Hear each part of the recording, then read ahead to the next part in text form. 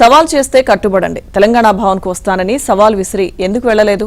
అక్కడికి వెళ్లకుండా సీఎల్పీలోనే ఎందుకున్నారని ముఖ్యమంత్రి రేవంత్ రెడ్డి ఒక మంత్రిని ప్రశ్నించినట్టు సమాచారం.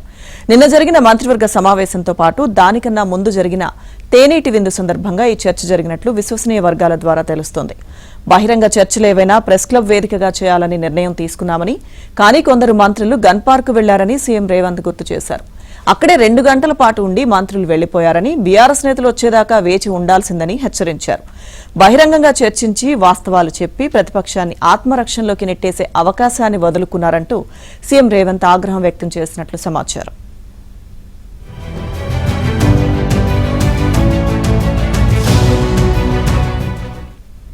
అసలు ప్రతిపక్ష పార్టీల వద్ద లేవనెత్తేందుకు, చర్చించేందుకు సరైన అంశాలే లేవని, వాళ్లకు మంత్రులు పని కల్పించొద్దని చురుకలంటించినట్టు తెలిసింది.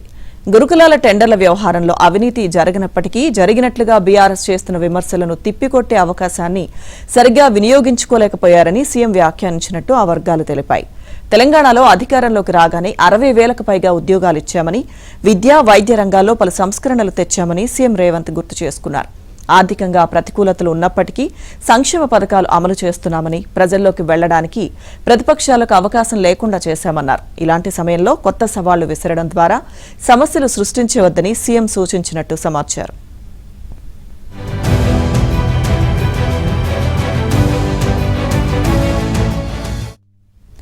అలాగే మూసీ పునరుజ్జీవ పథకం తొలి దశ 2027 డిసెంబర్ కల్లా పూర్తి చేసి ఆ తర్వాతే శాసనసభ ఎన్నికలకు వెళ్లాలని ముఖ్యమంత్రి నిర్దేశించారు.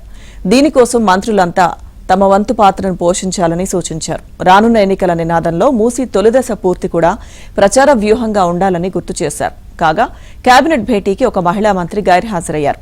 కాలు బెణకడం వల్లే హాజరు కాలేదని ఆమె ప్రకటించినప్పటికీ ఇటీవలే ప్రకటించిన యాదాద్రి ఆలయ పాలక మండలి విషయంలో ఆమె నారాజ్గా ఉన్నారని సమాచారం. పాలక మండలి ప్రకటించే ముందు కనీస సమాచారం తనకు ఇవ్వలేదంటూ ఆమె తన సన్నిహితుల వద్ద వాపోయారని తెలుస్తుంది. పాలక మండలి నిర్ణయం సీఎం స్థాయి వ్యవహారమేనని, అయితే గౌరవప్రదంగా ఒక మాటగా సమాచారం ఇచ్చి ఉంటే బాగుండేదని ఆమె సన్నిహితుల వద్ద అన్నట్లు తెలిసింది.